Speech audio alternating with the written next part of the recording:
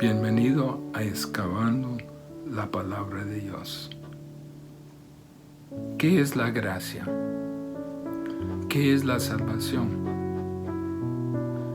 Es la base de un cristiano de temple comprobado. Pero solo nos salva así del infierno. ¿Qué más hay? En Tito 2, del 11 a 14, veremos lo que significa la gracia de Dios para nuestra vida. En breve comenzaremos. Como siervo que brama por las aguas, así anhela por ti, Señor, mi alma, oh mi alma.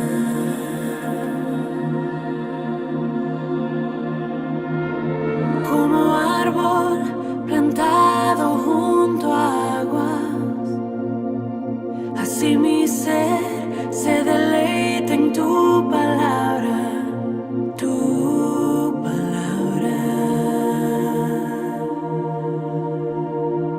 tu palabra.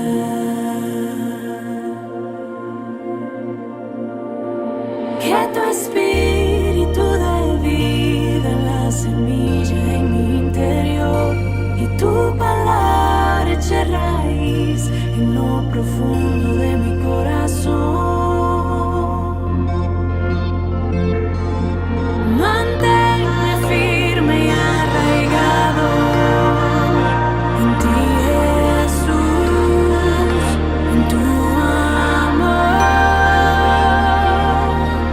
Toda mi vida rebosando de gratitud y adoración.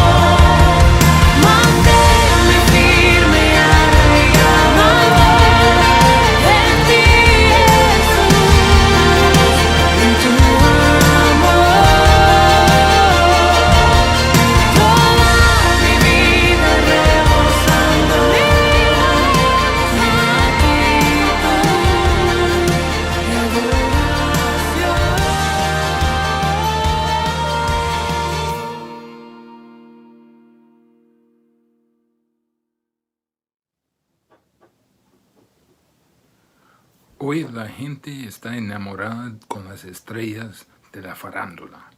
Todas estas personas se llaman estrellas a alcanzar cierto nivel de fama cuando brillan en su área de la farándula, cuando el mundo las conozca de ellos, empiezan a sobresalir en su campo. Se llaman las estrellas del mundo. No son las estrellas verdaderas en nuestro mundo, por lo menos no por las normas de Dios. Ve a Daniel 12, versículo 3. Los entendidos resplandecerán como el resplandor del firmamento, y los que enseñan la justicia a la multitud, como las estrellas a perpetua eternidad. Los que tienen la sabiduría de Dios perciben la maldad de su propia generación, la rechazan y siguen el camino de la justicia de Dios, y luego llevan a otros a la justicia de Dios. Ellos son los verdaderos estrellas. Es un asunto de carácter. Se trata de personas que conozcan la verdad, que vivan la verdad, y por ende llevan a otros a la verdad. Ellos son los que brillan como las estrellas. Son personas como ustedes, los hombres mayores, o como ustedes, las mujeres de mayor edad, como ustedes, las mujeres jóvenes, como ustedes, los jóvenes, los hombres jóvenes. Son como ustedes que trabajan para otros, empleados que viven vidas piadosas delante de todos. Y por lo que saben, lo que viven, y otros llegan a los pies de Cristo. A vivir una vida que exalta la palabra de Dios, que callan a los acusadores y exaltan las maravillas de Dios que salva. Usted llevará a otros a los pies de Cristo. Dios es un Dios que salva. Casi todas las veces que Pablo menciona a Dios y a Cristo en esta epístola, se refiere a Dios y a Cristo como Salvador. Y si Dios va a mostrar su poder para salvar, lo va a hacer por medio de personas salvas. Ellos son las evidencias que Él sí puede salvar. Salvar significa liberar a los hombres de pecado. Se acuerda que Jesús dijo en Lucas 19:10, porque el Hijo del Hombre vino a buscar y a salvar lo que se había perdido. Y utiliza a todos que son instrumentos fieles, demostrando su poder para salvar por medio de sus vidas transformadas. Todos los mandatos, todas las exigencias, todas las exhortaciones en el Nuevo Testamento tienen como su propósito alcanzar a los perdidos con la evidencia contundente que Dios puede salvar. Y sí, salva. Dios nos salvó para hacernos santos, para que otros puedan ver las vidas transformadas que Dios ha producido. Y, viéndolo, acude a Él para la misma transformación. Es importante darnos cuenta que la razón que existimos, la razón que estamos en este mundo, es para mostrar el poder de Dios para salvar. Dios salva, y al salvar los transforma totalmente de pecadores a santos. Produce en ellos buenas obras, vidas justas, para que otros, viendo la transformación de esa persona, sean atraídos a la misma salvación.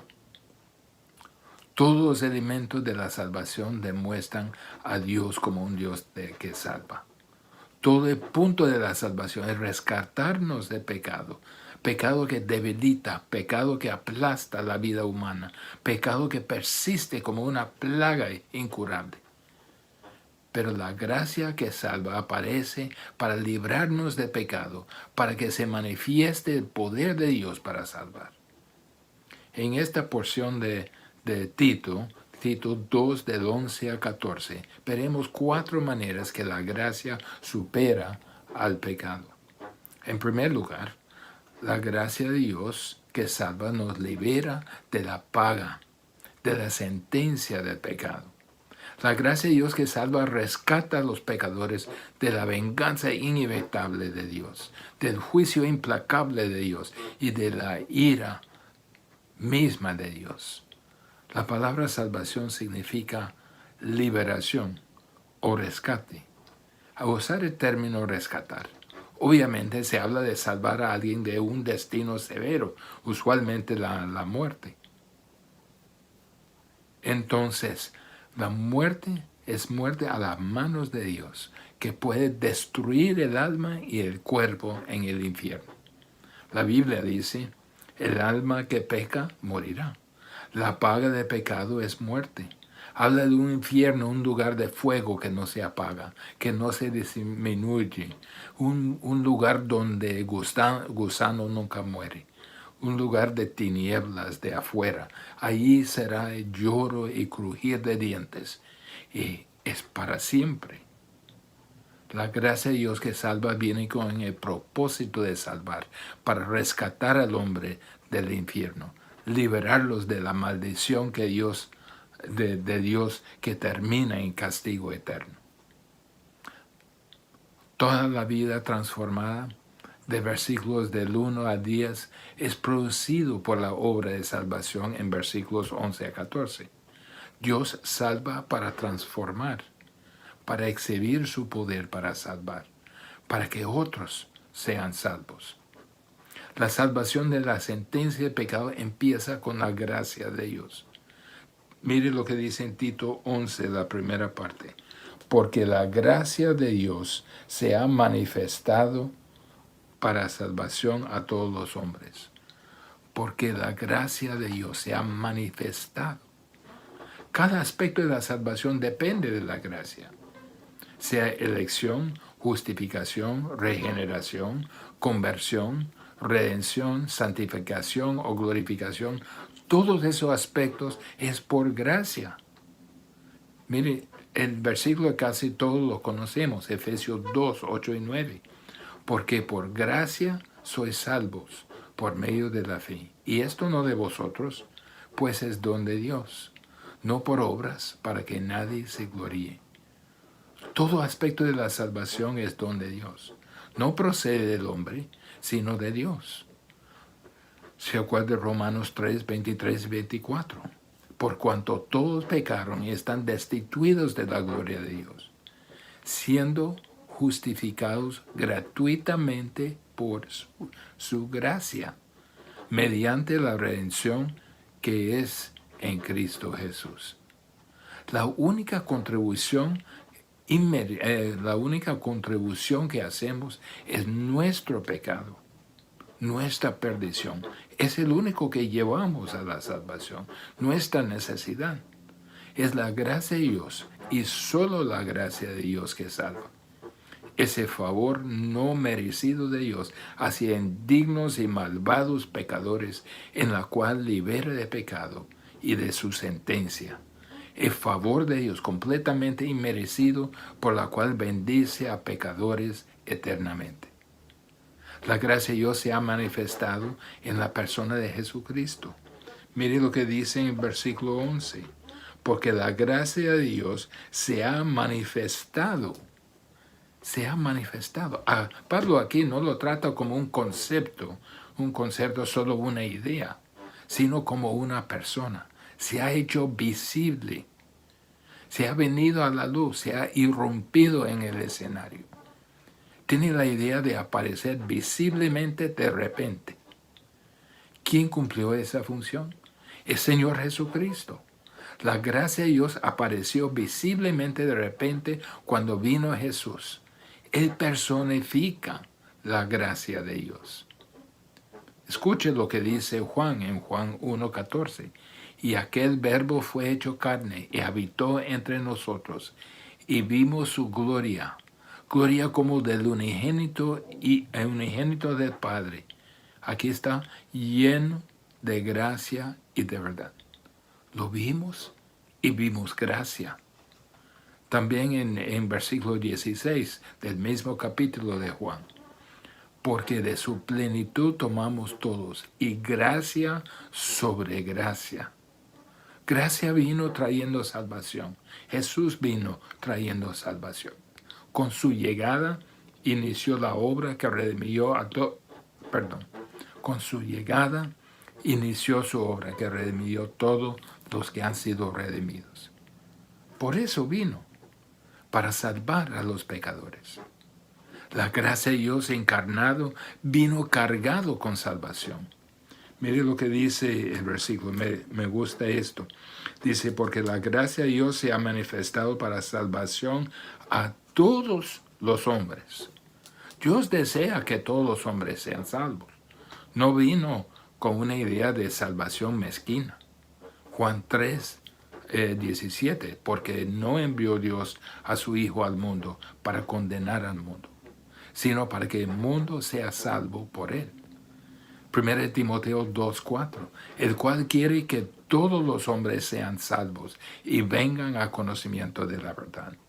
1 Timoteo 2, 5 y 6, porque hay un solo Dios y un solo mediador entre Dios y los hombres, Jesucristo, hombre, el cual se dio a sí mismo en rescate por todos. La gracia de Dios ha aparecido trayendo salvación para todos los hombres, aunque no todos serán salvos. El Evangelio es buenas nuevas a todos los hombres, porque los llama a creer que Jesús murió por pecado, murió por pecadores, murió por el mundo. Dios llama a todos los hombres a la fe. Dios llama a todos los hombres a arrepentirse, a recibir la salvación que la gracia ha traído. El único asunto que confronta al individuo es el asunto de fe. No hubo personas que son salvas porque creen y son perdidos porque no creen. El asunto es de fe. Es la ausencia de fe que los condena, no la falta de suficiencia de la salvación disponible a ellos. Dios, imagínense, Dios libera al no regenerado de la muerte segura. No lo hizo por los ángeles. No hubo provisión para ellos. Dios es un salvador. Demuestra que es un Dios que salva. La gracia de Dios que salva nos libera de la sentencia de la paga del pecado. En segundo lugar, la gracia de Dios que salva nos libera del poder del pecado. Versículo 12.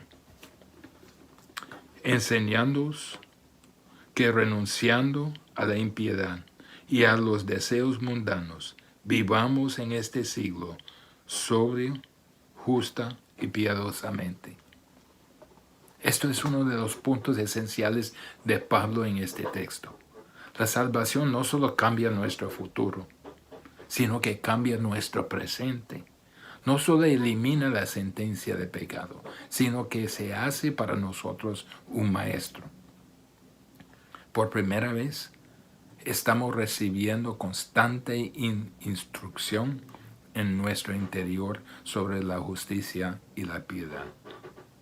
La gracia de Dios que salva rompe el dominio del pecado sobre nosotros. Romanos 6, 14.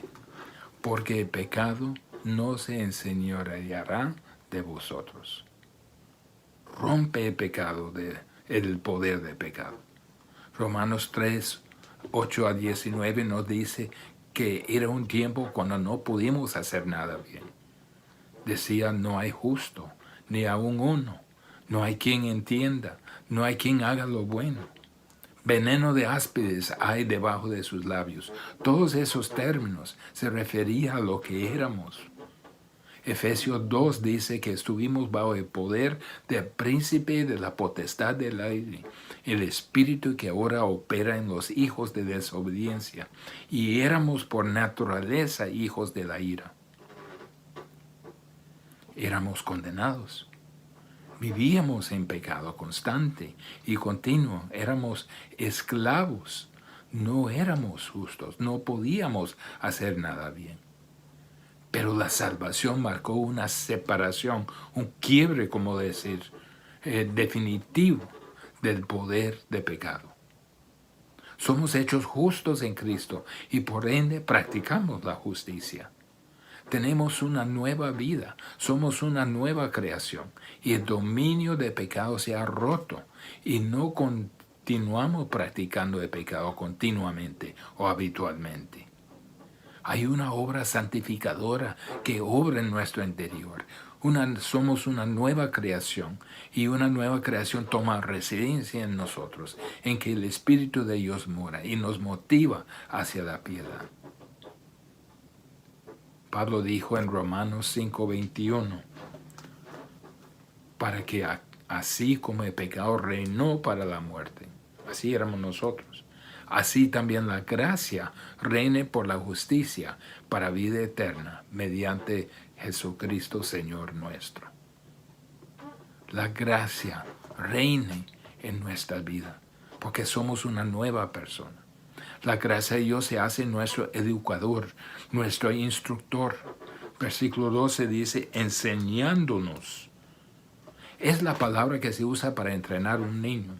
Usted ha escuchado de pedagogía. La gracia de Dios se hace nuestro pedagoga.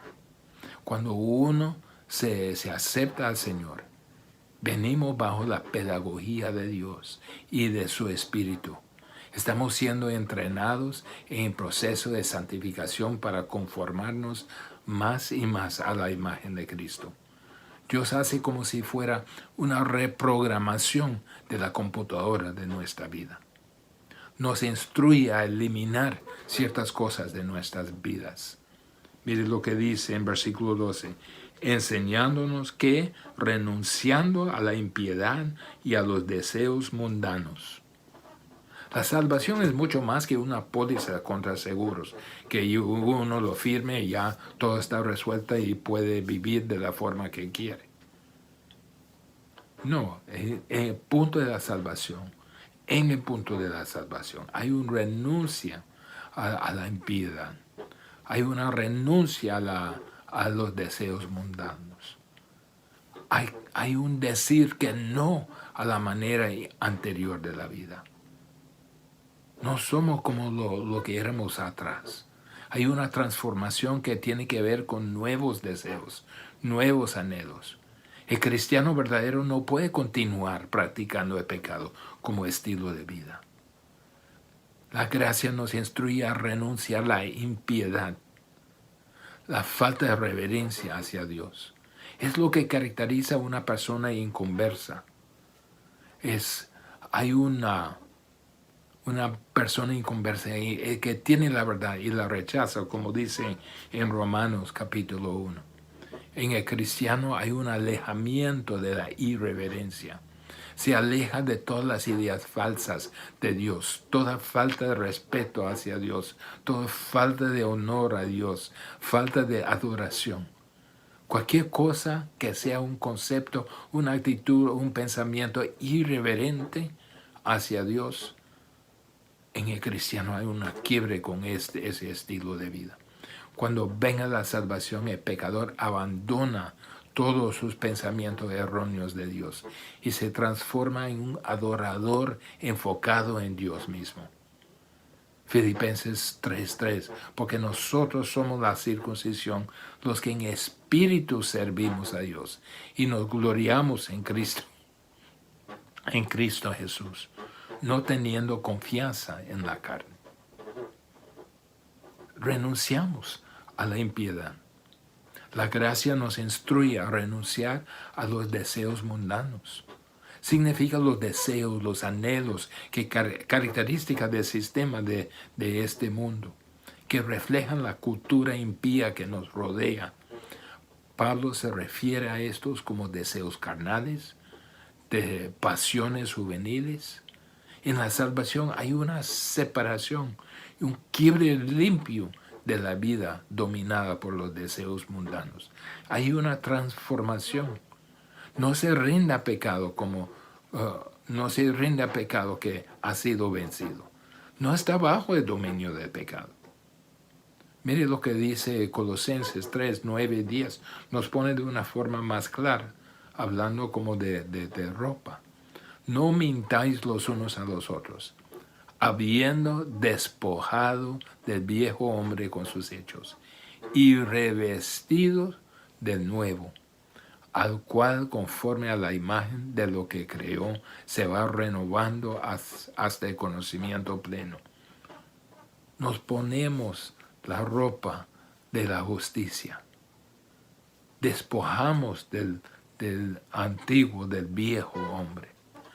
Nos instruye la gracia a renunciar a la impiedad, a los deseos mundanos. Pero también nos instruye a afirmar ciertas cosas de nuestra vida.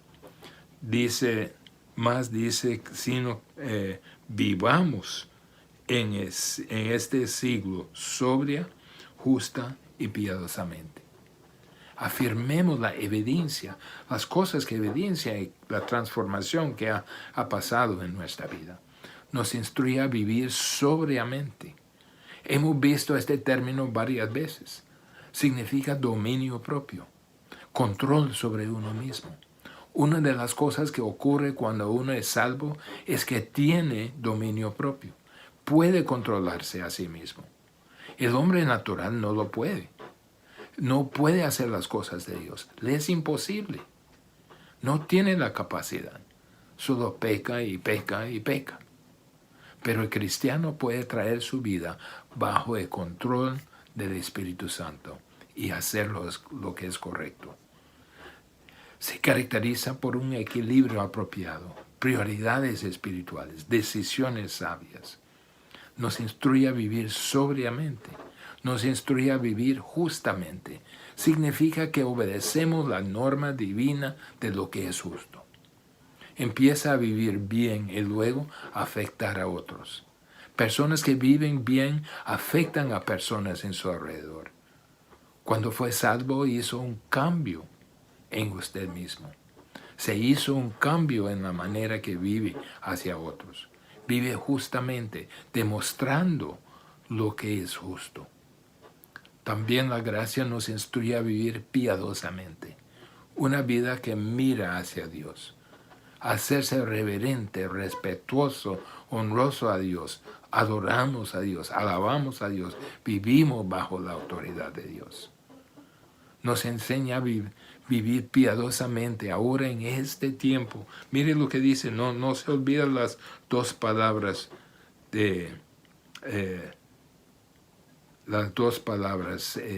chiquitas en medio de este versículo. Vivamos, ¿cuándo? En este siglo, en el presente. Esta piedad, esta justicia, esta sobriedad, esa eliminación de impiedad y deseos mundanos se hace en este siglo, no en el futuro, sino en el mero presente. Este ahora en este mismo lugar donde estamos. Nosotros, la gracia nos libera del poder de pecado y nos enseña a vivir piadosamente. En tercer lugar, la gracia de Dios que salva no solo nos libera de la sentencia, de la condena de pecado, y no solo del poder de pecado, sino que la gracia de Dios que salva nos libera de la presencia de pecado. Mire lo que dice el versículo 13. Aguardando la esperanza bienaventurada y la manifestación gloriosa de nuestro gran Dios y Salvador Jesucristo. Vivimos en esperanza de que algún día Jesús volverá, y cuando venga sabemos que Él nos librará de la presencia misma del pecado. Somos liberados de la sentencia de pecado, somos liberados de su poder y anhelamos ser liberados de su presencia. Por eso Pablo dijo, para mí el vivir es Cristo y morir es ganancia. Es el mejor lugar. Por eso vivimos en la luz de su promesa en 1 Juan 3:2. Seremos semejantes a Él, porque le veremos tal y como Él es. En ese momento se aparecerá lo que somos en realidad, los hijos de Dios. Analicemos el versículo, aguardando. ¿Qué significaría la salvación si no nos librara en última instancia de la presencia del pecado? No sería una salvación completa. Es nuestra esperanza. Si el pecado que me oprimió mi corazón, si me debilitó y me aplastó como a pecador y lo odiaba, lo aborrecía, ¿no lo odiaría aún más como creyente? Sí, lo aborrezco más. Lo odio y quiero el tipo de salvación que me promete que algún día este pecado no exista. El versículo 3, aguardando literalmente significa esperar, pero no es un deseo desvanecido, que tal vez vendrá y quisiéramos que viniera, pero tal vez no llegará. No es ese tipo de esperanza. Lo esperamos con ansiedad, con expectativas, con anticipación y anhelo, porque es una certeza que vendrá. Y esa que vendrá, dice, aguardando la esperanza bienaventurada. Es la esperanza que bendice, que trae bendición. Es la salvación, la manifestación, la gloria de nuestro gran Dios y Salvador Jesucristo. No es solo la gloria sin la persona. Lleva la gloria en su persona. Jesús vendrá. Esa es la esperanza bienaventurada. Vivimos en esa esperanza. Anhelamos el cumplimiento de esa esperanza. La venida de Jesucristo en gloria es la culminación de la salvación final que nos librará aún de la presencia del pecado. Luego recibiremos nuestros cuerpos inmortales. Como dice en 1 Corintios 15, lo corruptible se vestirá de incorrupción. Este mortal se vestirá de inmortalidad. Estaremos triunfantes en santidad absoluta. Jesús viene en el futuro para salvar a su pueblo. ¿En qué sentido lo va a salvar? Lo va a liberar de la presencia del pecado. Mire lo que dice Romanos 13, versículo 11. Dice, ahora está más cerca de nosotros nuestra salvación que cuando creímos. ¿Qué tipo de salvación? Salvación de la presencia del pecado. Ya tenemos la salvación de la sentencia del pecado. Ya tenemos la salvación del poder del pecado. Pero todavía no tenemos la liberación de la presencia del pecado. Filipenses 3, versículo 20 a 21. Mas nuestra ciudadanía está en los cielos, de donde también esperamos al Salvador, al Señor Jesucristo. Escuchen, el cual transformará el cuerpo de la humillación nuestra, para que sea semejante al cuerpo de la gloria suya, por el poder con el cual puede también sujetar a sí mismo todas las cosas. Esta gran transformación elimina de nuestra persona misma cualquier vestigio de pecado. La gracia que salva nos libera de la sentencia de pecado, nos libera del poder de pecado, nos librará de la presencia de pecado. Y por último, la gracia de Dios que salva nos libera de la posesión de pecado. Versículo 14. Quisiera leerlo en la versión de la Biblia de las Américas porque lo enfatiza más. Quien se dio a sí mismo por nosotros, para redimirnos de toda iniquidad y purificar para sí un pueblo para posesión suya, celoso de buenas obras. El pecador no regenerado es la posesión del pecado. Está poseído por el pecado.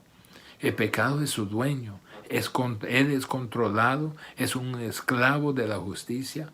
Satanás es su dueño. Es miembro del reino de las tinieblas. Pero la gracia que salva rompe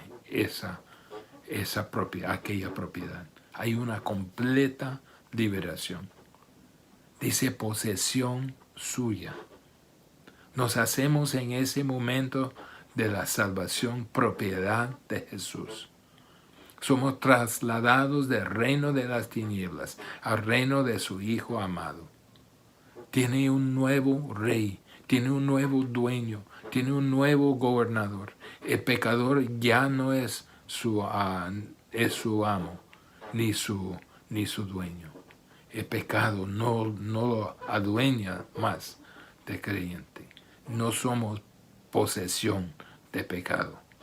Dios le ha hecho la posesión suya, su propia posesión. Él le sostiene y le guarda. Hemos visto que somos escondidos en Cristo, en Dios. Nadie las arrebatará de mi mano.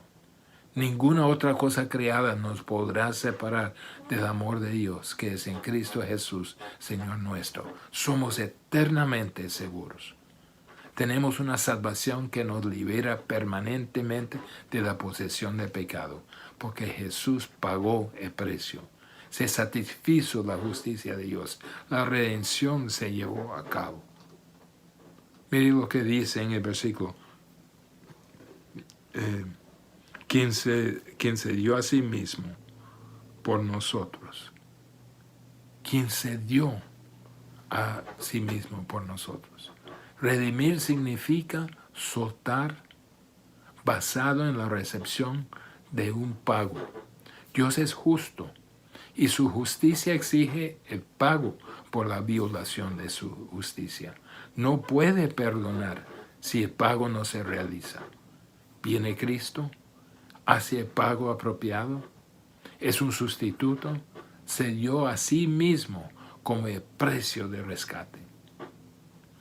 ¿Para qué? Para redimirnos de toda iniquidad. ¿Lo escuchó? De toda iniquidad. No hay iniquidad que pueda adueñarse en nosotros, que nos podía atrapar. Dios nos salvó, no solo para rescatarnos del infierno, no solo para romper el pecado, el poder del pecado sobre nosotros, no solo para que algún día nos libera de la presencia del pecado, sino para santificarnos, para hacernos esclavos a la justicia, para que empecemos a vivir una vida de pureza. Dios quiere un pueblo puro, un pueblo como de 1 de Pedro 2:9.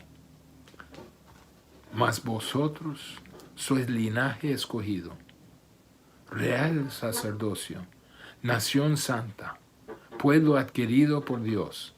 ¿Para qué? Para que anunciéis las virtudes de aquel que os llamó de las tinieblas a su luz admirable. Esto es el pueblo que Dios nos salvó para su posesión, para mostrar a todo el mundo su poder para salvar. Y por último dice, celoso de buenas obras. Dios nos salva para demostrar en nosotros su poder transformador, para mostrar al mundo su poder. Por eso dice en Efesios 2:10, porque somos hechuras suyas, creados en Cristo Jesús para buenas obras, las cuales Dios preparó de antemano para que anduviésemos en ellos. ¿Para qué preparó las buenas obras? Para ponerse en exhibición, para demostrar su poder para salvar a todos, para que otros viéndolo puedan ser salvos. Esto es su deseo. Es un Dios que salva. Nosotros tenemos una tremenda responsabilidad. Hemos sido dejados en el mundo para ser un pueblo celoso de buenas obras. ¿Qué significa ser cristiano? Significa ser salvo de la sentencia de pecado. Significa ser salvo del poder de pecado en el presente, salvo de la presencia del pecado algún día, y de ser para siempre y toda la eternidad la posesión de Dios. Esta es la salvación que Dios compró. Esa es la salvación que ofrece al mundo. Nosotros que hemos sido redimidos, ahora tenemos la responsabilidad de mostrar al mundo la maravillosa salvación que hemos recibido. No podemos hacer menos. Es la base de ser cristiano de temple comprobado. Oremos. Señor, infinitas gracias te damos por habernos salvado de la sentencia de pecado, por habernos salvado del poder del pecado, por habernos salvado en el futuro de la presencia misma del pecado y para hacernos su posesión, para que otros puedan ver nuestras buenas obras y glorificar a ti que está en el cielo. Padre, necesitamos tu ayuda. Anhelamos ser luz en este mundo. Anhelamos cumplir con nuestra misión de mostrar al mundo su poder para salvar. En nombre de Jesús. Amén.